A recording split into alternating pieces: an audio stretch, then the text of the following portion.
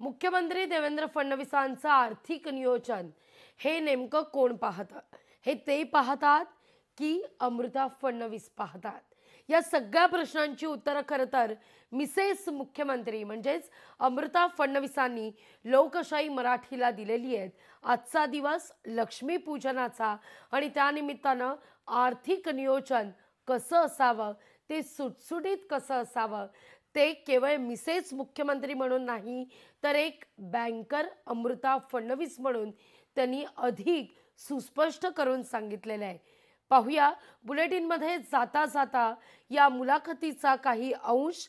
ही सविस्तर मुलाखत आपण आज रात्री 7:58 पाहणार आहोत फक्त लोकशाही मराठीवर।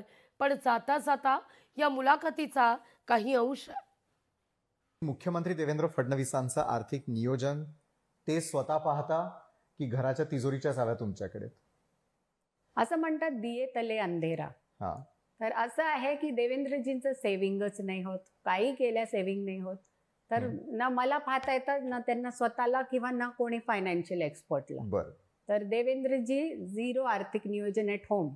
आणि तेच बाहेर जेव्हा ते फायनान्स मिनिस्टर होते किंवा आताही जे ते महाराष्ट्रासाठी करतात ते भरपूर स्किलफुल फायनान्शियल नियोजन करतात, पण स्वतःसाठी नाही करत। बरं, मग अशा वेळेला पॉकेट मनी कोण कुणाला देतं? पॉकेट मनी मी त्यांना देते कधी कधी। बरं, आणि तो कुठे खर्च होतो याचा लेखाजोखा तुम्ही मागता? नाही, त्यांना ते सगळं जमतही नाही आणि म्हणून मी मागतही नाही। लोकशाही मराठी ऐका, पहा, जागरूक रहा।